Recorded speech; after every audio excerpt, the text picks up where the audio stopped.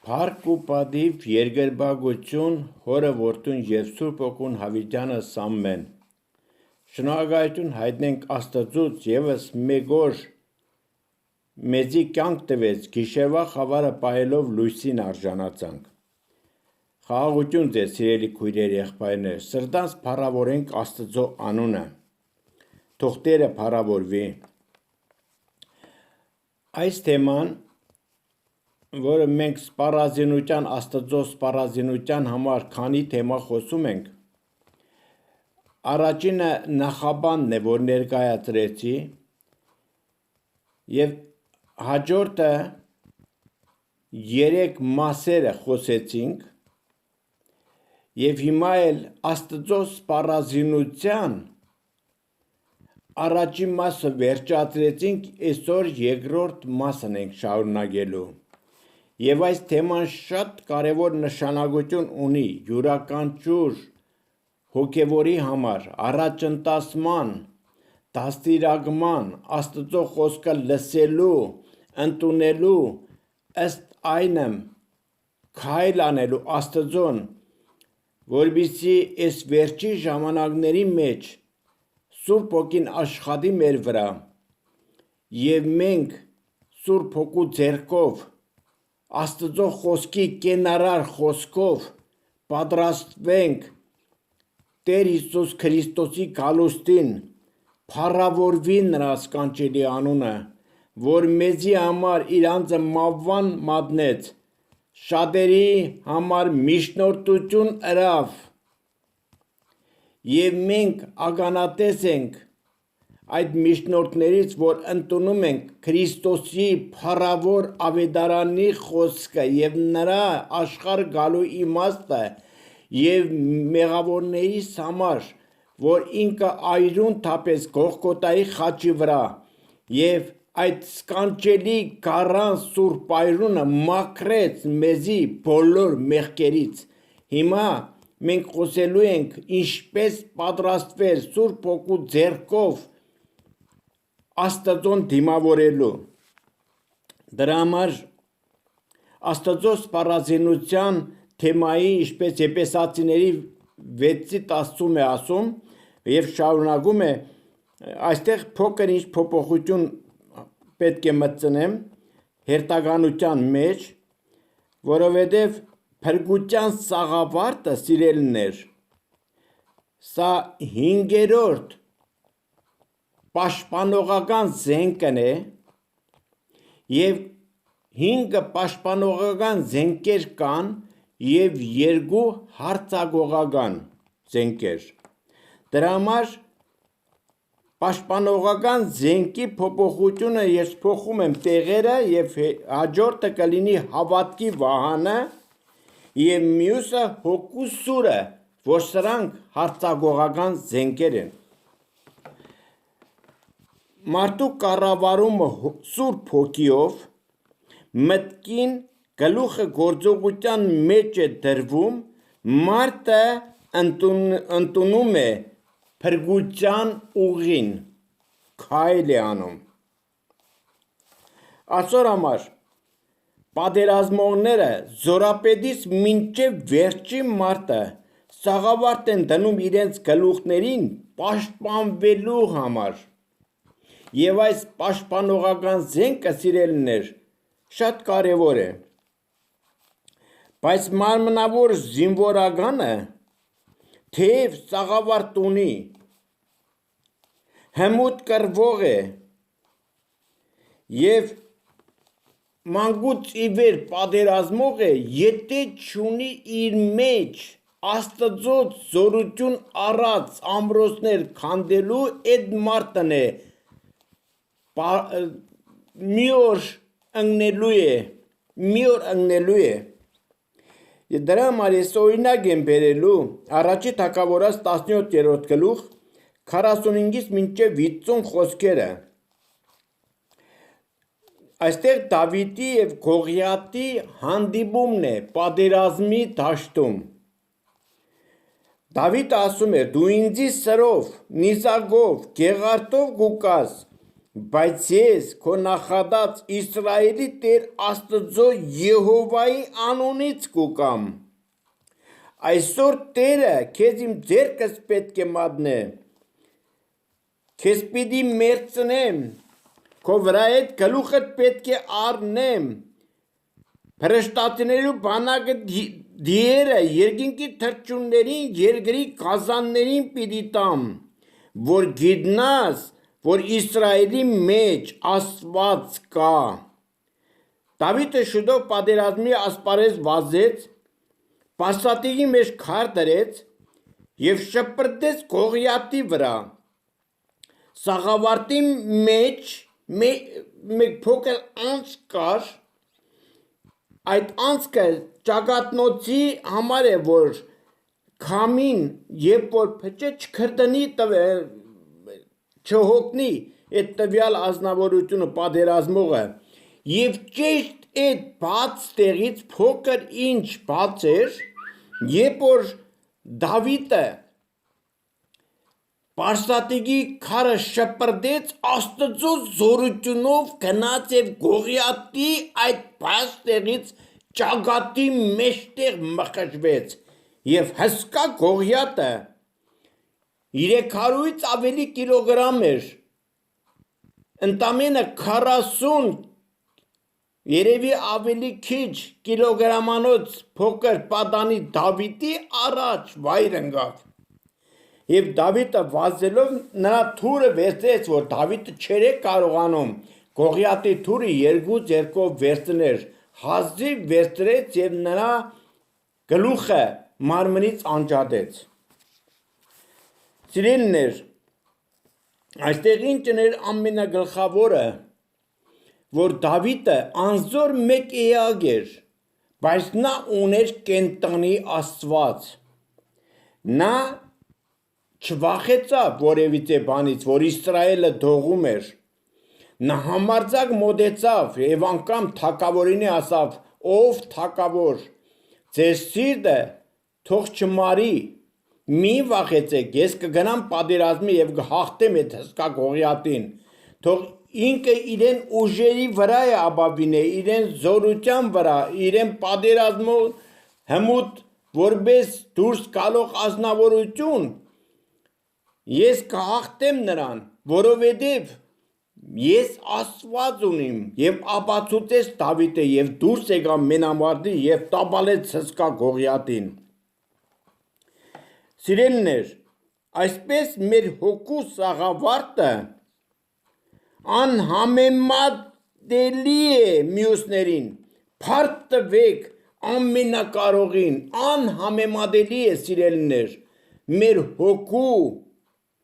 սաղավարտը, սիրելիներ, փառք Տիրոջը, որ մենք պաշտպան ունենք Աստծուց։ Դրա համար, սիրելիներ, ես 6-րդ մասին եմ անդրադառնալու, որը գրված է Թվոց 13-րդ գլուխ 29-ից 34 խոսքերը։ Այս 6-րդ կետը հավատքի վահանի համար է խոսքը։ Սիրելիներ, հավատքի վահան ունենալու համար պետք է անկեղծ հավատք։ Երևույթը մարդուն խաբում է, երևույթը մարդուն շփոթեցնում է, ասում է դու չես կարող, անհնար է։ Սատանան մարդու ծնված օրից միտք է տալիս, հուսահատեցնում է, որ դու չես կարող, չես կարող, չես կարող, ինչ է կարծում, Դավիթին էլ նա շշնջում էր, բայց Դավիթը արհամարհեց բոլոր կողմնակի թելադրանքները, նա Աստծուն հուսաց միայն և հաղթեց Գողիաթին, թող Տերը փառավորվի։ Այստեղ մեկ պատմություն կա, Հեսուն և Քաղեբը,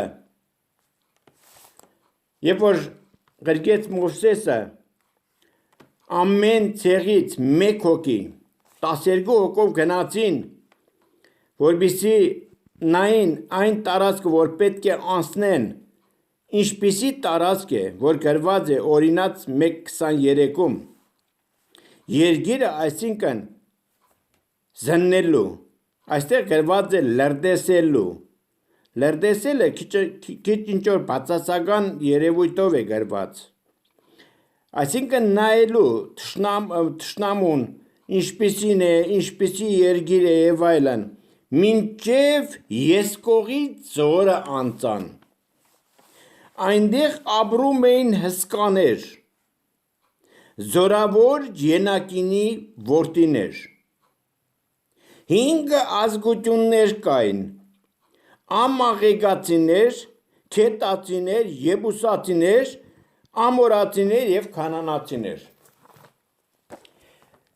Շատ հոգևորներ կարող և չգիտեն այս հսկաները որտեղից էին ծնվել, դրա համար ես ուզում եմ անդրադառնալ սիրելիներ։ Ծննդոց 4 գլուխ 25 խոսքից Ադամ դարձյալ իր կինը ունեցավ, երբ որ Կայենը Աբելին սպանեց, Կայենը աստանդական եղավ, գնաց Նայիտի երգիրը, և դրանից հետո Ադամը դարձյալ իր կինը կնոջ մտավ և անիկա որդի մծնվավ, անոր անունը Սեթ դրավ, քանզի սավ ասված ինձի Կայենի մերձուծած Աբելի տեղ ուրիշ սերունդ մը պետք է տա։ Սեթն ալ որդի մծնավ, անոր անունը Ենովս դրավ, այն ադեն սկսան տիրոջ անունը կանչել։ Սիրելիներ, երբ որ Կայենը գնաց Նայիտի երգիրը, այն ժամանակ երկարակյաց էին մարդիկ ապրում, և Սեթն էլ սկսեց արդեն մեծանալ, այստեղ 5-րդ գլուխ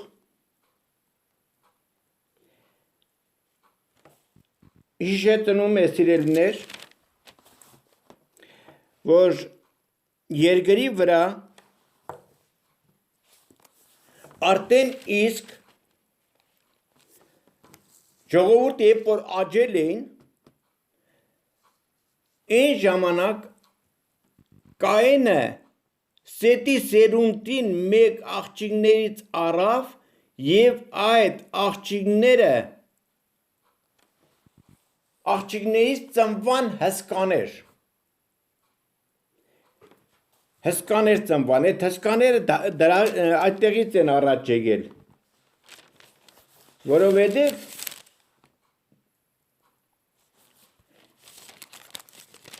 Աստծո խոսքը ասում է.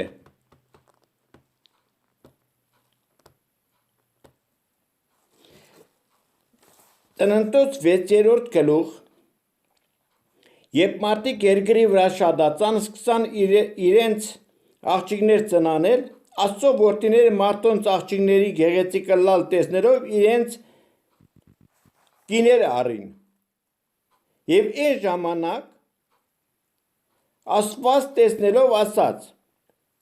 իմ հոգիս մարդու վրա պիտի չմնա, վասնզի անիկա մարմին է, բայց անոր օրերը 120 տարի լինեն։ Այն օրեր երկրի վրա հսկաներ արդեն կային, այսինքն ծնվել էին Կայենի և Սեթի սերունդից, Աստծո որդիները մարդոնց աղջիկների հետ մտան ու անոնց գեղեցիկ ըլլալը տեսնելով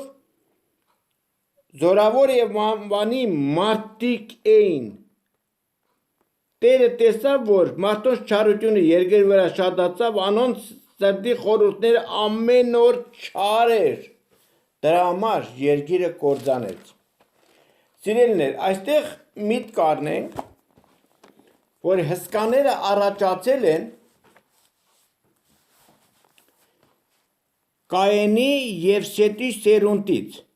երբ որ մտան իրար հետ մարդկանց որդիները հետը Կայենի սերունդն էր և Աստծո որդիները Սեթի սերունդն էր, մենք կարդացինք և Սեթին տիրոջ անունը կանչել։ Սիրելիներ, ու Հորդանանի եզերքները բնակված էին, քաղեբասավ Աբելին, ելնենք այն երկիրը ժառանգենք, ես շարունակությունն եմ ասում։ Մենք անշուշտ կարող ենք անոնց հաղթել, այսինքն Ենակինի որդիներին, բարձրացակ զորավոր մարդկանց։ Անոնց հետ կացող մարդիկ ասեցին մենք չենք կարող ազգի վրա ելնել, անոնց տիրել, վասնզի անոնք մեզ զորավոր են։ Հոն բնակում են հսկաներ, մեր տեսած աշկերով մենք անոնց համեմատության մարախների պես ենք։ Քաղեբը ժողովրդին Մովսեսի առաջ լրեցուց,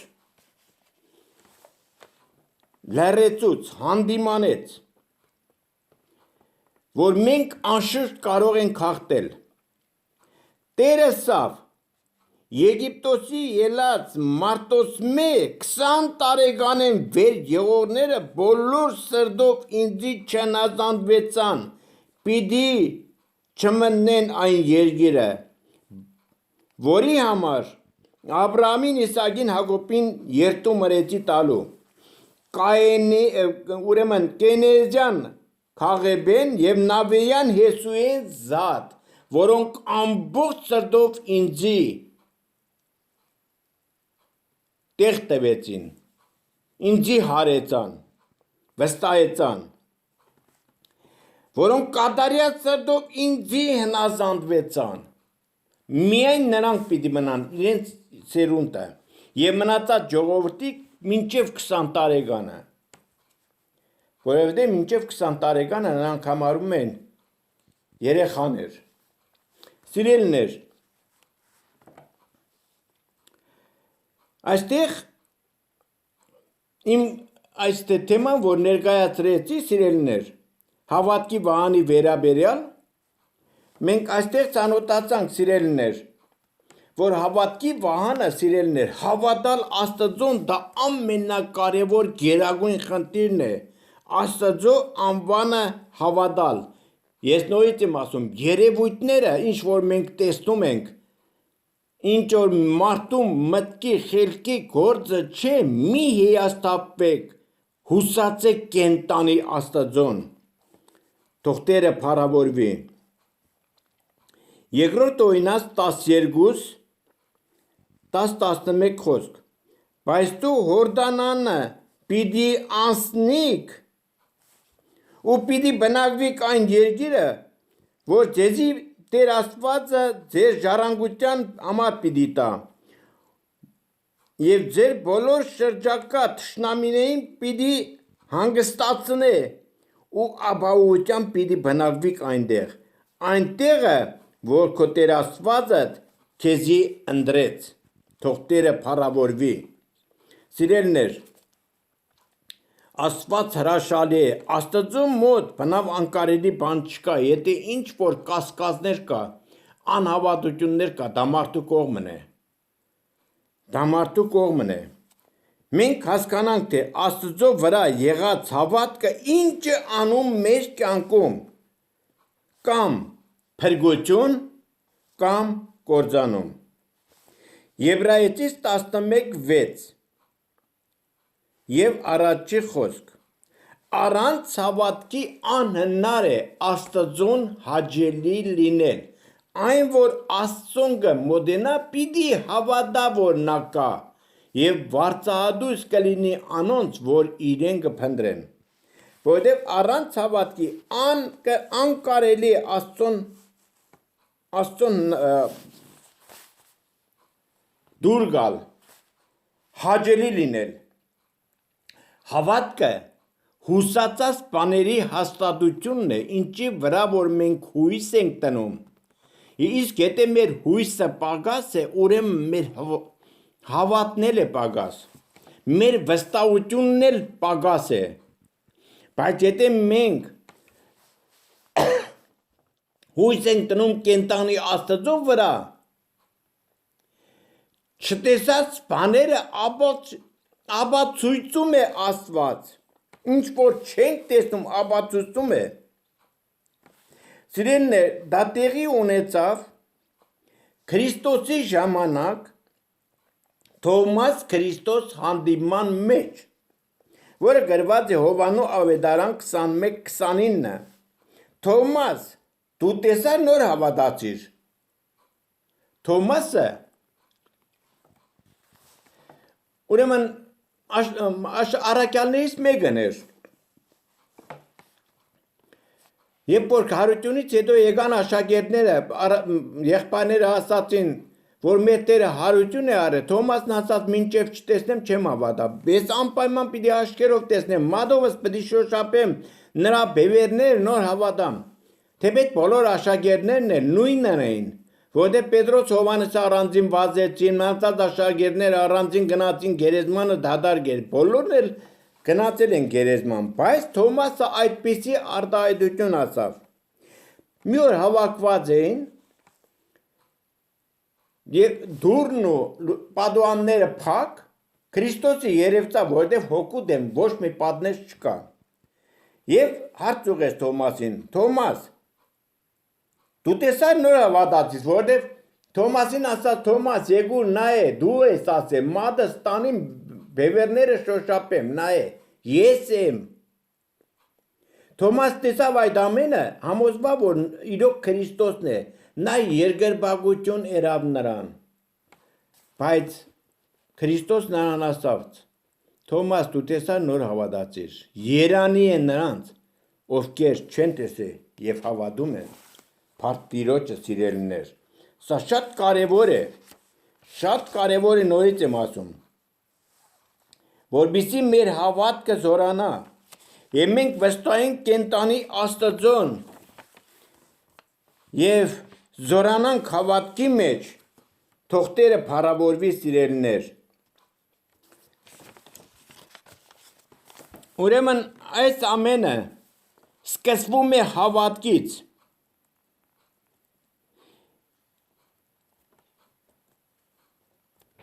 Սիրելիներ, կրկին տանող մարդուն հավատքը, որ տանում է մարդուն այդ հավատքը, ուրեմն վստահելն է Աստծուն։ Մենք լիարժեք սկսում ենք վստահել Աստծուն եւ հավատքը մեր զորանում է։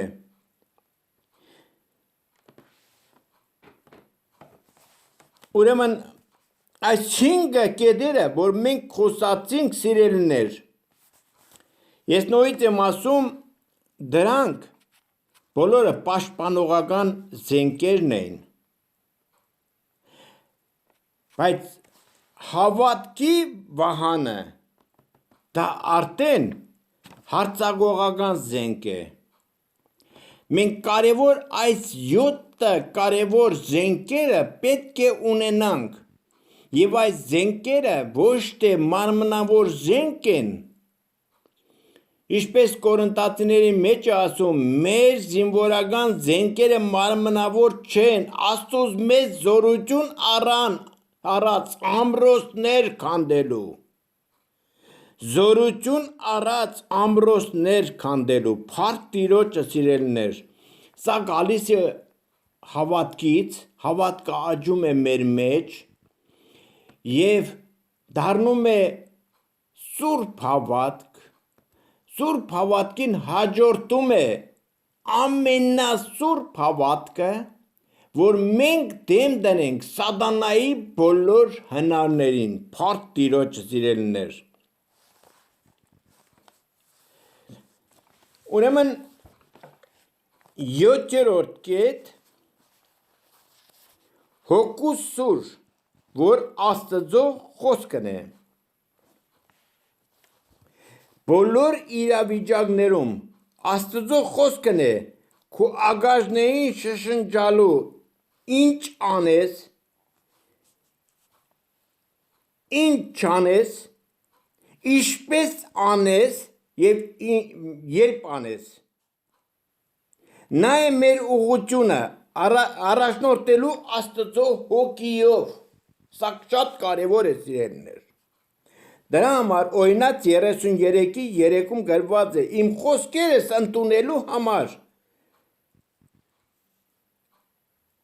քո ոտքերի մոտ պետք է հավաքվենք։ Փառք Տիրոջը, այսինքն մենք հավաքված ենք Աստծո պատվանդանի տակ, Աստծո խոսքը, փառավոր ավետարանի կենարար խոսքը լսելու։ Սա է ճշմարտությունը։ Սա է ճշմարտությունը։ Փապագել ու հնարնել փնտրել Տիրոջը հետ մոդենալու կամ Տիրոջ հետ մեգուսանալու, այսինքն քու առանձնասենյակը։ Ժողովող 8-րդ գլուխ 4-րդ խոսք։ Որովհետև ուր թագավորի խոսք կա, հոն իշխանություն կա։ Եթե թագավորի խոսքը քու մեջ չկա, իշխանություն էլ չկա։ Տեսեք, թե ինչքան կարևոր է ավետարանի խոսքը կարդալ եւ ամեն օր ավետարանի խոսքի վրա մտածել, մշակվել Աստծո խոսքով։ Ինչի համար է Աստծո խոսքի իշխանությունը չի գործում ձեր մեջ, որը շատերը չեն հասկանում։ Որովհետև Տիմոթեոսի գրքում Երկրորդ Տիմոթեոս 2:4-5 զինվորը այս կյանքի գործունեությամբ չի զբաղվի, որպեսզի զորավորին հաջող լինի։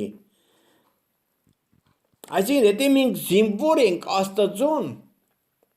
այս կյանքի գործունեությունը, որ կա երկրի վրա, որ քու սիրտը գրավել է, որ դու դրանով ապրում ես, ուրախանում ես, պայքարում ես եւ կապված ես դրանով, դու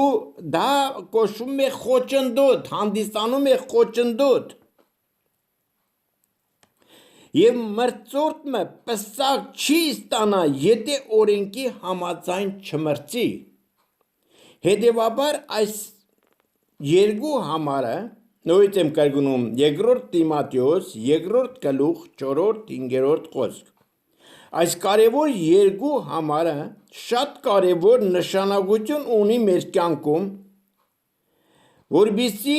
մեր զինվորությունը Աստծուն հայտնի լինի։ Մենք ինչով ենք կապված այսօր։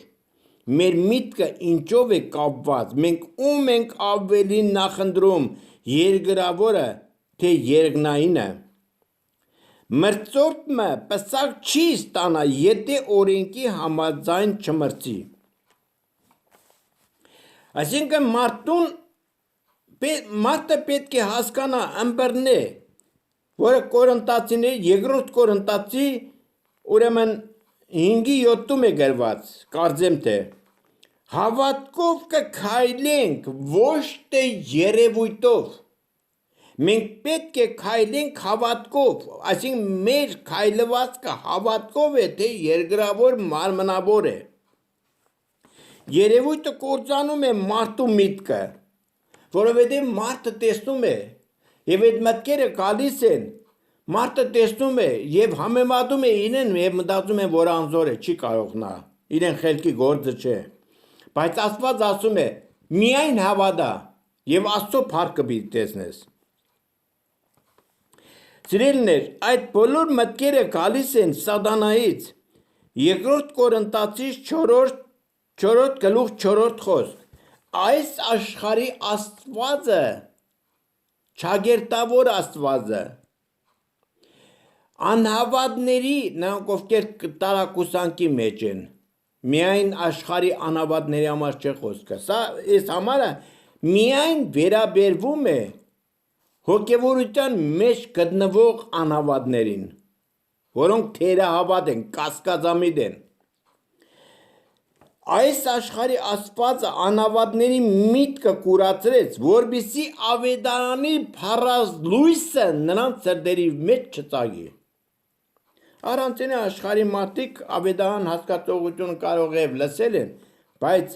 լույսի համար տեղեկություն չունեն։ Իսկ Աստծո խոսքը լուսավորում է, որտեղ Սաղմոսի մեջ 119-րդ Սաղմոս 130 խոսքում գրված է. Քո խոսքիդ հայտնվել է լույս կուտա, եւ տգետները իմաստուն կենե։ Աստծո խոսքը հայտնվում է եւ լույս է տալիս, ապահովություն։ Եթե մարդը տգիտության մեջ է, տգետներին իմաստուն կնե, որպեսզի դու տգիտությունից դուրս գաս։ Հավատքով արտարացած լինելով խաղաղություն ունենք մեր Տեր Հիսուս Քրիստոսի ձեռքով։ Ուրեմն հավատքով է արտանում մարդը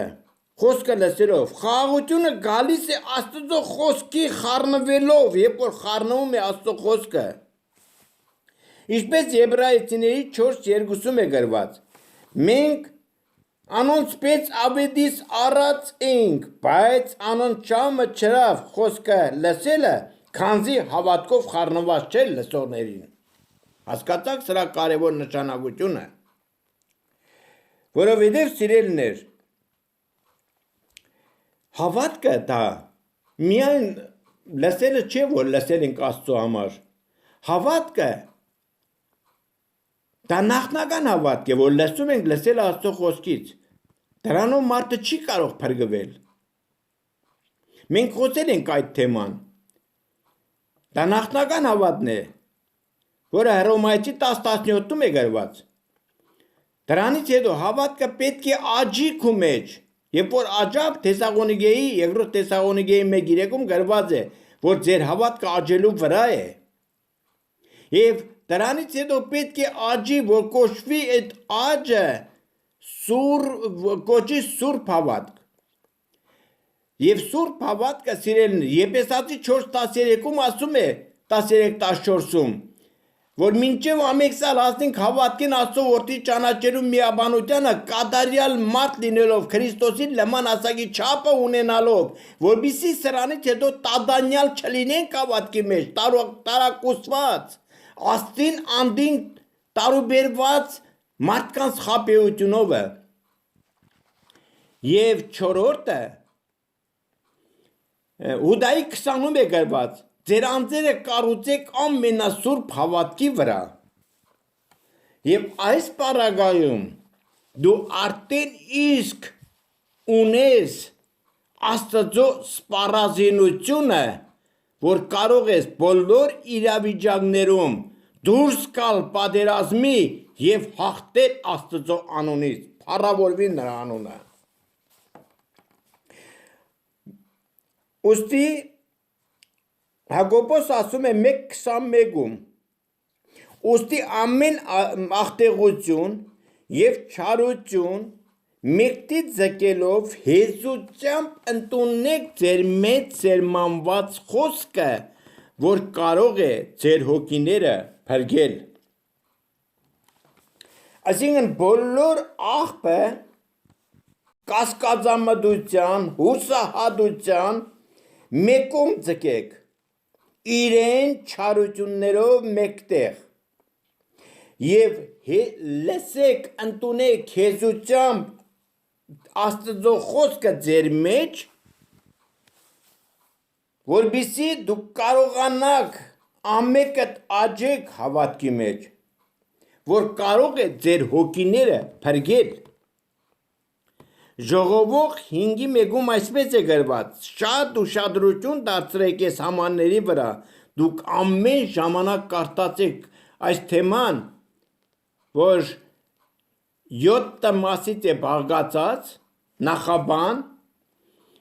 3 մասերը մենք դա կոչված 4,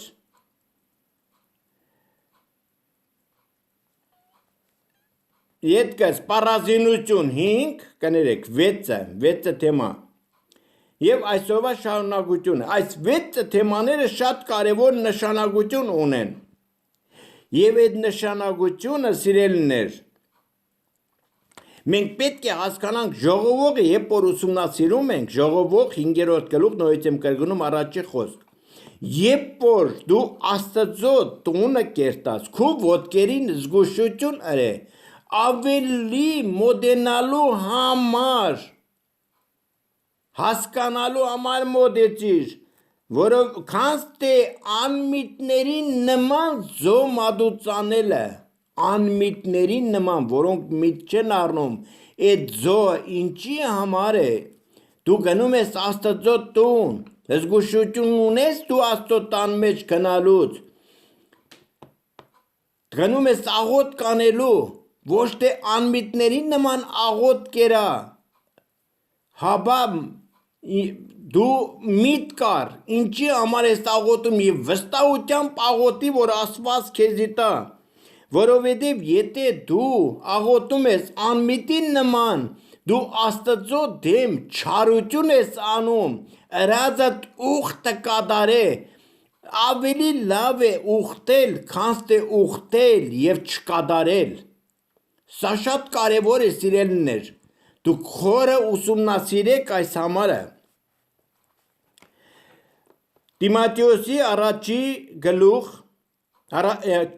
առաջի Տիմոթեոս 4 գլուխ 16 խոսք,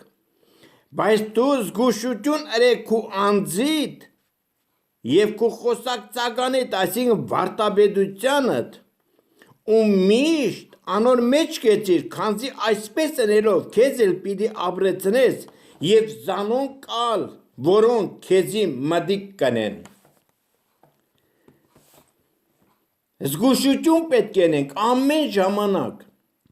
Հակոբոսն ասում է, շատ վարդապետող մի լինեք եղբայրներ, որովհետև շատը պետք է պահանջվի, դրա սրա բացակայությունը այն է, որ մենք մարդկանց սովորեցնում ենք, ասում ենք, բայց մենք այդ կյանքից շատ հեռու ենք, չենք ապրում, ինչ որ մենք սովորեցնում ենք փարիսեցիների և քահանաների նման, որ Քրիստոսը 23-րդ Մատթեոս հանդիմանեց, որ գիտության բանալին ձեր մոտը կա, դուք չեք մտնում և ուրիշին է թույլ չեք տալիս, ծանր ու դժվար բեռները դնում եք մարդկանց ուսին, բայց դուք մատով չեք կպնում, դուք նման եք անհայտ գերեզմանի։ Սիրելիներ, մենք միշտ այս համարը, այս գլուխը վերագրել ենք տաճարի քահանաներին, մենք բոլորս է քահանայության ցեղից ենք, սա մեզի է գլխավորապես պատկանում մեր օրերի մեջ, որ մենք երբ որ Աստծո խոսքն ենք մատուցում, Հակոբոսն ասում է,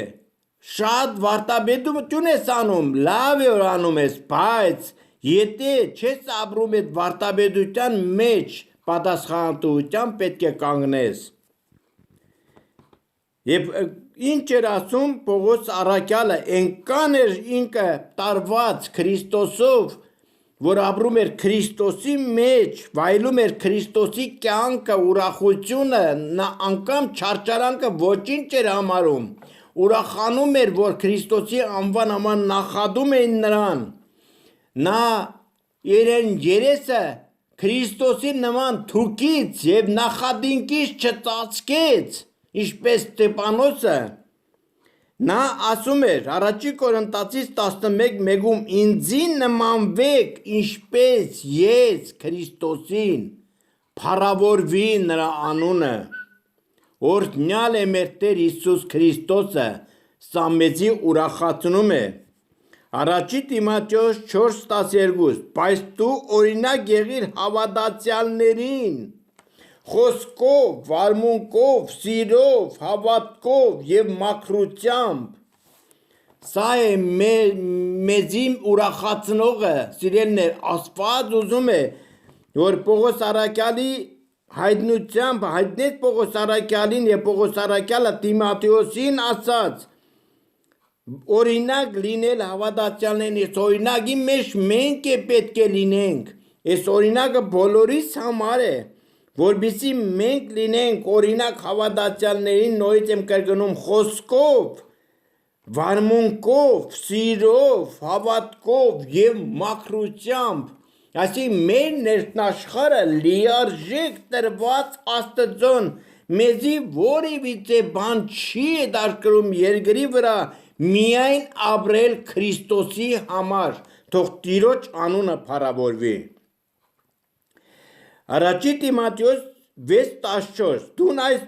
պատվերը ամբից անարատ պայես, մինչև մեր Տեր Հիսուս Քրիստոսի հայտնությունը սպասելով, ամբից և անարատ պայենք, մենք բոլորս է սիրելիներ, ոչ թե հաջորդենք ամեն տարի, երբ որ գալիս է այս ժամանակը, սիրելիներ, որովհետև տարվա վերջ է, երկորից հետո նոր տարի է, սիրելիներ, մենք այս նոր տարին բոլոր նոր տարիները վերաբերում են Քրիստոսի ծննդյան համար, Քրիստոսը ծնվեց և հայտնվեց մեզի ձեզի մեծ ավետից, Քրիստոսը մարդու մեջ Ղուկասու ավետարանի 2:40 և 53 խոսքում է ասում, որ Քրիստոսը աճում էր իմաստությունով և հոգիով և Աստված անոր հետ էր մարդկանց հաճելի էր, մենք էլ պիտի աճենք Քրիստոսի մեջ և մարդկանց հաճելի լինենք իմաստությունով և հանճարով, թող Տիրոջ անունը փառավորվի, սիրելիներ, Առաջի Տիմոթեոս 4:15 խոսք, անոնց վրա խորհե ու անսոսմով պարապե, որպեսզի քո առաջադիմությունդ ամենին հայտնի լինի։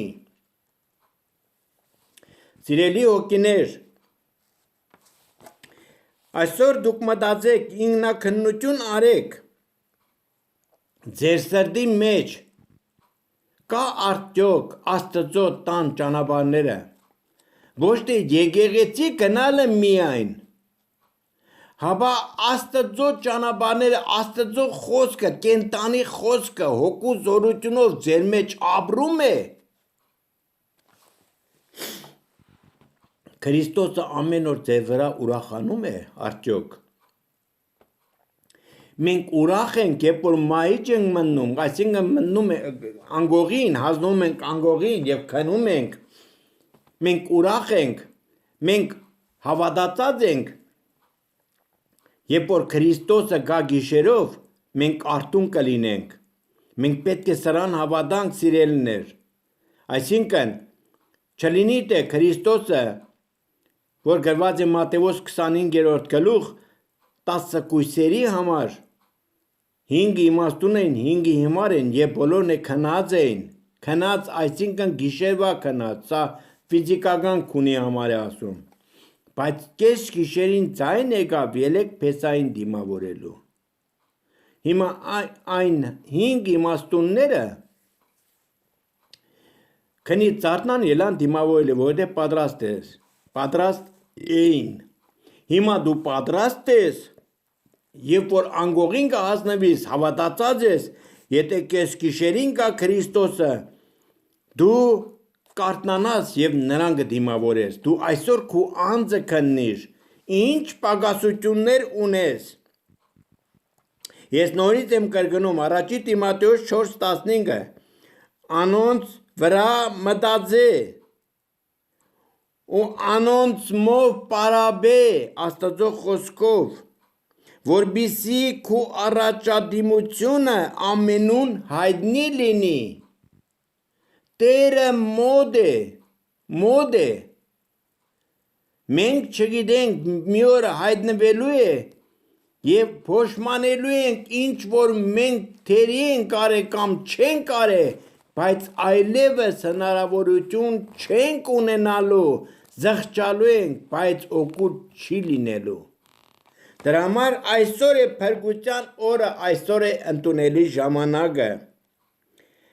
որը գրված է ուրեմն 2 Կորինթացի 6:1 խոսք։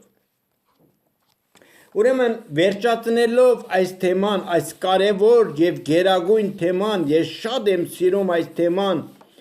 որ հոգիով Աստված թելադրեց և իմ անձի շուրջ ես մտածեցի և պարապեցի և ընդունեցի ավետարանի խոսքի ճշմարտությունը և առաքյալի ըսածի նման ոչ թե հետևի վազողներից եմ, հապա առաջինն էլ չեմ, բայց հետևից ընկած վազում եմ մինչև հասնեմ մրցանակին, մենք բոլորս է նույն կերպով պետք է մշակվենք, թող Տերը փառավորվի, Բարև տերեք իրարու սուրբ համբույրներով, ոչ թե թուշերդ մոտեցրեք, ոչ թե գրգախառնվեք, հապա սուրբ համբույրներով, եթե քո համբույրն սուրբ չէ, դու խուսափի ասա, որ անարժան եմ ես։ Խաղաղություն ձեր ամենուն հետ լինի, որ Քրիստոս Հիսուսի մեջ եք։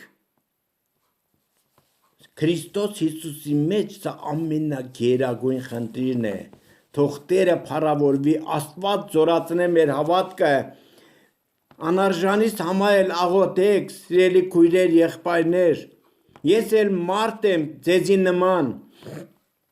Քրիստոսին ուսացած, բայց փափագում եմ, շահագրգռված եմ, մտածում եմ ամեն օր, առավոտից մինչև գիշեր, մինչև անգողին մտնելը, մտածում եմ Աստծո խոսքի վրա, որպեսզի պարապեմ, մտածեմ, դաստիարակվեմ եւ մի օր կանգնեմ Քրիստոսի առաջ Սուրբ Հոգիով եւ Քրիստոսը ինձ էլ կոչի բարի եւ հավատարիմ ծառա։ Մենք այդ պատասխանի համար պետք է ամեն օր մեր անձը ընծայենք Աստծուն որպես կենդանի զո։ Սա է մեր բանավոր պաշտոնը, ամեն։